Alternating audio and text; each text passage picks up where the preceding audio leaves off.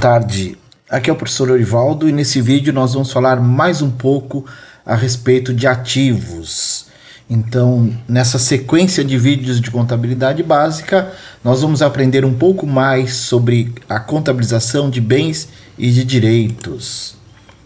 E também esse estudo é feito com base no pronunciamento do CPC, chamado aí CPC 00, emitido pelo Comitê de Pronunciamentos Contábeis.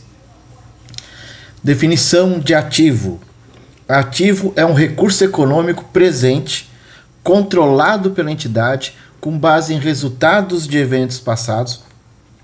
É um recurso econômico, é um direito que tem o potencial de produzir benefícios econômicos. Esta seção do CPC, ela traz três aspectos em relação a direitos. Direito propriamente dito, potencial de produzir benefícios econômicos e controle. Direitos têm o potencial de produzir benefícios econômicos, assumem muitas formas, incluindo direitos que correspondem à obrigação de outra parte. Por exemplo, direito de receber caixa, direitos de receber produtos ou serviços, direitos de trocar recursos econômicos com outra parte em condições favoráveis. Esses direitos incluem, por exemplo, contrato a termo para comprar um recurso econômico em condições que são atualmente favoráveis ou a opção de comprar um recurso econômico. Direitos de beneficiar-se de obrigação de outra parte para transferir um recurso econômico se ocorrer evento futuro incerto especificado. Mais alguns itens em relação a direitos. Direitos que não correspondem à obrigação de outra parte, por exemplo, direitos sobre bens corpóreos, tais como imobilizado ou estoques. Exemplo desses direitos são direito de utilizar bens corpóreos ou direitos de beneficiar-se do valor residual de objeto arrendado. Direitos de utilizar propriedade intelectual, por exemplo, marcas, patentes, né? Os ativos só podem ser contabilizados pela entidade se atenderem a estes 4 requisitos em sua plenitude. Recurso controlado pela entidade. Controle pressupõe que a empresa tem os riscos e os benefícios pela posse ou a propriedade do ativo, com base em evento passado. Implica que a entidade só pode contabilizar algo que já aconteceu, em outras palavras, fruto de decisões e riscos já assumidos. Portanto, as empresas não podem contabilizar algo que ainda pode acontecer, mesmo que exista razoável chance de tal fato se concretizar. Que tenha potencial de gerar benefícios futuros, ser transformado em dinheiro ou gerar novos ativos, por exemplo, receitas. Ser mensurável, que seja possível calcular e ou determinar seu valor. E aqui nesse caso, os 4 pré-requisitos precisam estar presentes, senão o ativo não pode ser contabilizado. Caso um dos 4 requisitos deixe de existir, imagina um ativo que já tinha sido contabilizado. Então, se um deles deixa de existir, o ativo deve ser baixado da contabilidade da empresa. Vamos dar um exemplo. Com base em informações divulgadas pelo Flamengo, apresentaremos uma hipótese de ativos que deixam de atender a um dos 4 requisitos. Então aqui eu tenho um balanço, database 31 de dezembro de 2024 do Flamengo. Muita gente não sabe, mas todos os times são obrigados a publicar balanço. Então aqui eu tenho a parte do balanço referente aos ativos do Flamengo, e eu faço um destaque aqui para o saldo do ativo não circulante intangível. O Flamengo tinha um saldo de 782.747.000 reais em 2024. E aqui tirada das notas explicativas do balanço do Flamengo. Ativos intangíveis adquiridos separadamente são mensurados ao custo no momento do seu reconhecimento inicial. O custo de ativos intangíveis adquiridos em transferência de direitos sobre atletas corresponde ao valor justo na data da aquisição. Após o reconhecimento inicial, os ativos intangíveis são apresentados ao custo menos a amortização acumulada e perdas acumuladas de valor recuperável. a vida útil de ativo intangível é avaliada como definida ou indefinida. Ativos intangíveis com vida definida são amortizados ao longo da vida útil, por exemplo, um contrato de 4 anos com o atleta, em vida útil econômica, e se avaliados em relação à perda por redução do valor recuperável, sempre que houver indicação de perda de valor econômico do ativo. O período e o método de amortização para um ativo intangível com vida definida são revisados no mínimo ao final de cada exercício social. Mudanças na vida útil estimada ou no consumo esperado dos benefícios econômicos futuros desses ativos são contabilizadas por meio de mudanças no período ou método de amortização, conforme o caso, sendo tratadas como mudanças de estimativas contábeis. A amortização de ativos intangíveis com vida definida é reconhecida na demonstração do resultado na categoria de despesas, consistente com a utilização do ativo intangível. Mais algumas informações extraídas do Balanço do Flamengo: direitos econômicos sobre atletas profissionais.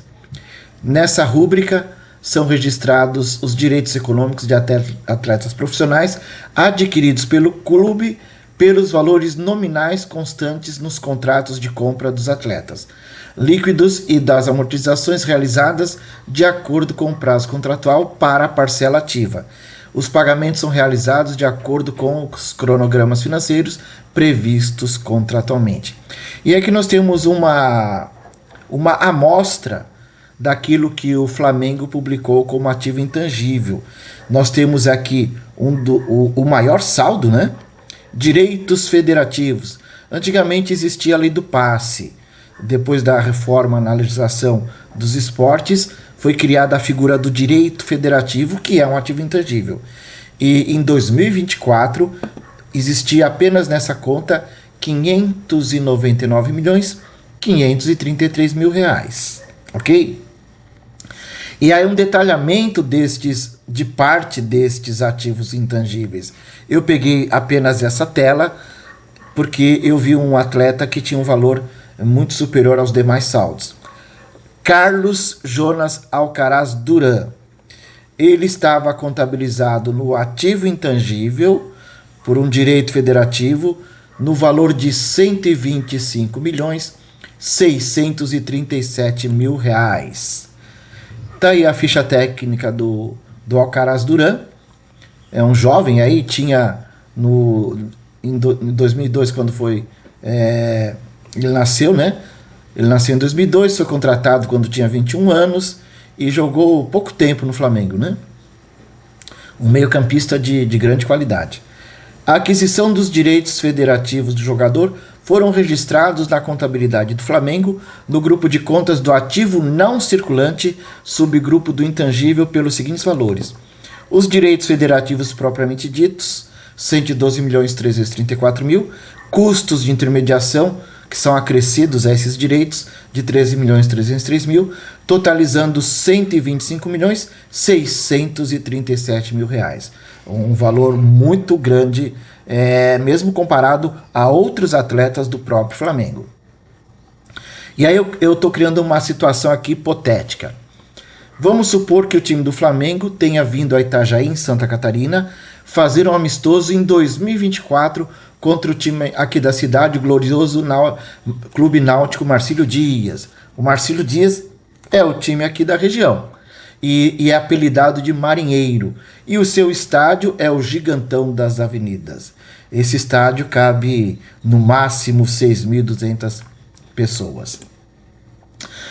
E aí, nessa situação hipotética, eu estou dizendo o seguinte: numa jogada fantástica, aos 13 minutos do primeiro tempo, o craque flamenguista Carlos Jonas Alcaraz Duran, após driblar 5 jogadores do Marcílio Dias, se aproxima da grande área e é brutalmente interrompido por uma falta gravíssima por um zagueiro do time do Marinheiro, e fica estatelado no chão. O juiz autoriza a entrada dos médicos do Flamengo para fazer o atendimento no campo, e é constatada a fratura exposta. De forma rápida, uma ambulância pega o jogador e leva para o hospital Marieta Conder Bornhausen, que é vizinho do estádio. Depois de 8 horas de cirurgia para a reconstrução de ossos, nervos e músculos, o chefe da equipe médica conversa com o diretor de futebol do time do Flamengo e informa o seguinte: o Alcaraz vai voltar a andar, mas nunca mais poderá jogar futebol. Com base nessa informação e laudos de outros médicos, o contador do Flamengo deverá dar a baixa no ativo intangível em que os direitos federativos estavam registrados, em contrapartida de perdas de valor recuperável de ativos, em outras palavras, um prejuízo. Por que isso? Porque cessou o potencial de gerar benefícios futuros. Lembra que eu comentei que para um ativo permanecer na contabilidade é necessário que esses critérios sejam atendidos? E nesse caso em particular, cessou o potencial de gerar benefícios futuros, ok? É lógico que um time grande ele faz seguro dos seus atletas, é uma realidade. Mas se não fizer seguro, já pensou? Uma perda desse tamanho, 125 milhões, então precisa ter seguro, né? O caso dramático que apresentamos é apenas uma ficção, pois nada daquilo aconteceu, nem mesmo o amistoso. O máximo que já aconteceu aqui foi pela Copa do Brasil, Marcílio Dias jogar contra o Vasco e infelizmente perdeu por 3-1. Continuando a historinha aqui, né? Entretanto, se tal fato tivesse ocorrido, o Flamengo teria tido um prejuízo de 125 milhões 637 mil. Outros exemplos de perda do potencial de gerar benefícios futuros: numa transportadora onde seus caminhões ser roubado ou sofrer um acidente que cause perda total. Um incêndio que venha a destruir uma indústria. Ações de uma empresa comprados como investimento que venha a falir. Então imagina lá, a empresa XPTO comprou ações da Petrobras e a Petrobras faliu. Então é uma perda aí, não tem o que fazer, né? Perda do valor recuperável de ativos e aí a cessação do potencial de gerar benefícios futuros. Os ativos são demonstrados no balanço patrimonial em ordem de liquidez, o que significa que aquilo que já é dinheiro aparece antes e aquilo que tenha potencial de gerar dinheiro mais tardiamente é evidenciado mais abaixo na lista de ativos. Para ilustrar essa afirmação, vamos apresentar parte do balanço patrimonial da VEG. Então são valores aqui, database 31/12/2024, o ativo circulante da VEG, uma gigante aqui de Santa Catarina. Para ser contabilizado no ativo circulante, bens ou direitos precisam atender a um dos 4 requisitos abaixo listados. Caixa equivalente de caixa sempre será circulante. Ativos para negociação sempre será circulante. Ativos originados por operações de crédito e outros direitos cujo vencimento aconteça até o final do próximo exercício. Exemplo, uma venda a prazo em que a empresa tem lá um duplicatas a receber. E ativo destinado ao uso ou consumo até o final do próximo exercício. Então, para ser circulante, obrigatoriamente tem que atender a um destes 4 pré-requisitos. E esse negócio de exercício, próximo exercício, nós estamos em 2025, então nós estamos no atual exercício. O balanço definitivo é fechado em 31 de dezembro.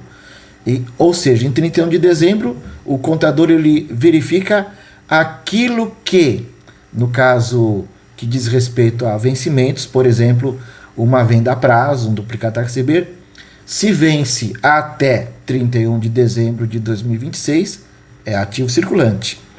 Só será não circulante se vencer a partir do próximo exercício. Nesse exemplo, a partir de 1º de janeiro de 2027. E aqui eu faço um recorte das contas que compõem o ativo circulante para dar algumas explicações. Primeiro corte que eu fiz, caixa equivalente de caixa.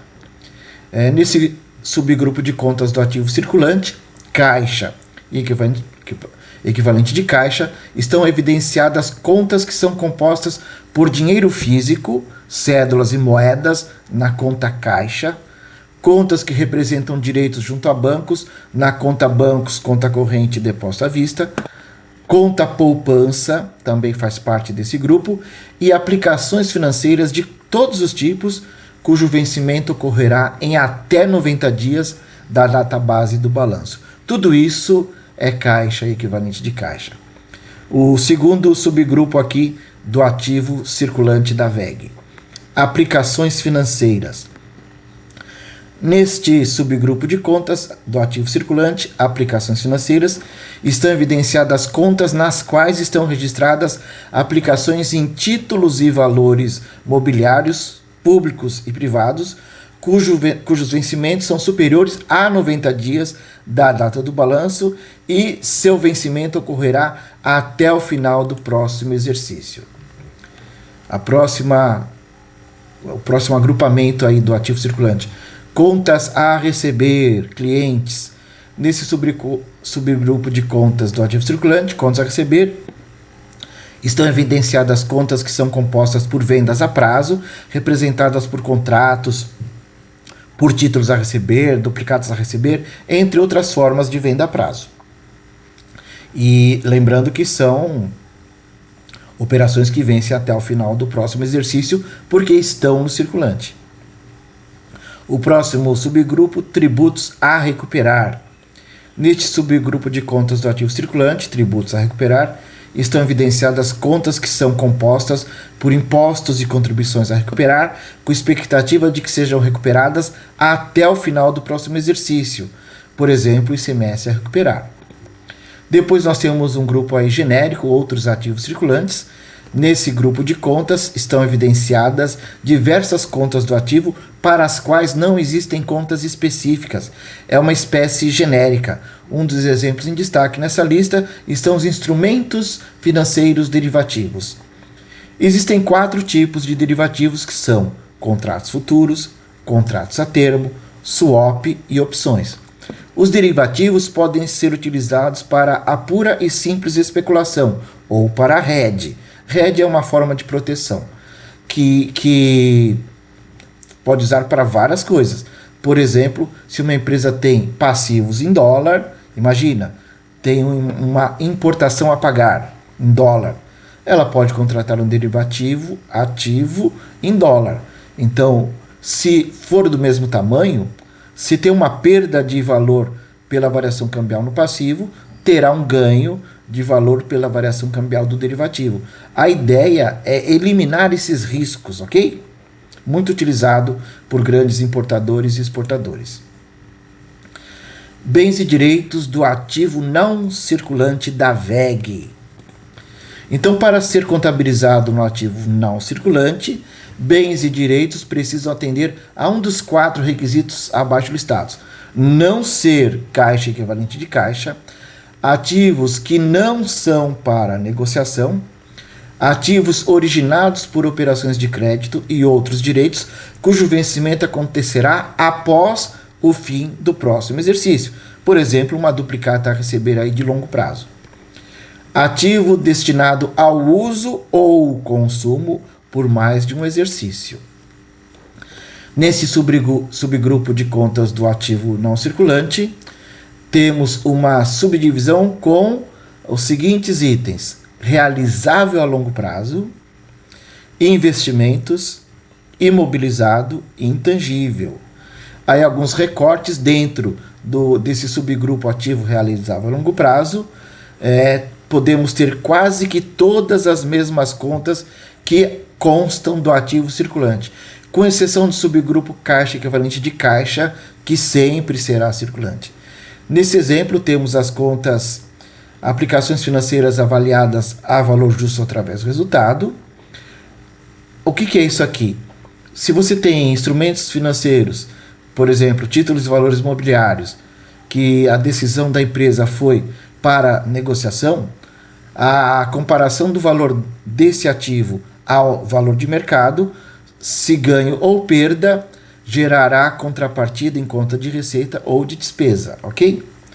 Também entra no realizável a longo prazo ativos diferidos em geral, outros ativos não circulantes, como depósitos judiciais, imposto de renda e contribuição social a recuperar, outros tributos a recuperar, instrumentos federativos e o genérico outros. Lembrando que aqui estão direitos que vencem após o final do próximo exercício.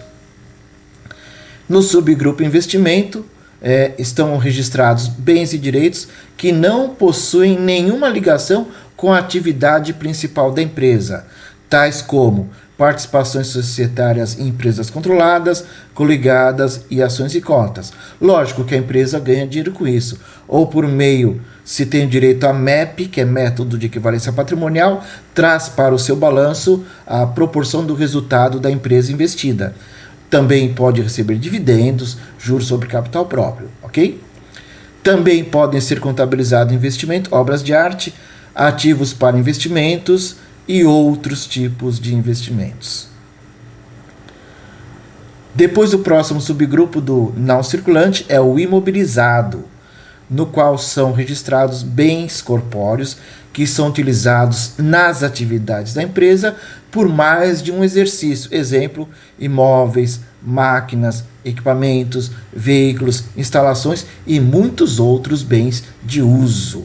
Lembrando que são bens que serão utilizados por mais de um exercício. É a característica do imobilizado. Bem de uso, utilizável por mais de um exercício. Já no grupo de intangível, são registrados direitos, aqui são incorpóreos, né? Que são utilizados nas atividades da empresa ou que estão em fase de desenvolvimento pela empresa, por mais de um exercício. Exemplo, marcas, patentes, direitos e licenças. Uma indústria automobilística que está projetando um novo veículo. Aí esse projeto tem duas fases. Uma é de pesquisa, todos os gastos com pesquisas irão para despesas, e a fase de desenvolvimento em si do produto, aí sim ficará no intangível como um projeto, por exemplo, desenvolvimento de um novo veículo, ok? Assim que o produto estiver pronto, começando a ser negociado, aí a empresa ela calcula por quanto tempo levará para recuperar esse valor gasto no desenvolvimento do projeto, e aí amortizará pelo tempo aí, por esse tempo estimado. Goodwill, o que é o goodwill? O goodwill é uma expectativa de um ganho futuro. Por exemplo, digamos que uma empresa comprou outra empresa pagando um ágio. Então, imagina a empresa que ela comprou custa 500 milhões de reais. Está lá, é o saldo do patrimônio líquido da empresa comprada. Mas aí você pagou 700 milhões de reais. 500 milhões você vai contabilizar como ativo não circulante e investimentos, participações em outras empresas. E o valor pago a mais, nesse exemplo, os 200 milhões, você vai contabilizar no ativo não circulante, intangível, goodwill. Por que uma empresa aceita pagar mais? Pois acredita que, com o tempo, tal ágio será justificado por resultados futuros, para que possa compensar esse valor pago a mais, ok? Nós vamos estudar em detalhe futuramente imobilizado, investimentos, intangível, todos eles, tá? Então, pois bem, pessoal, aqui apresentamos um breve resumo do que são ativos, né? Como eu disse, mais adiante faremos vídeos bem mais detalhados, com exemplo de contabilizações, com exemplo de cálculos de amortização, de depreciação, ok? De diversos ativos, conforme iremos acompanhando o andar desse semestre, tá? Obrigado pelas visualizações dos vídeos desse canal e abraços!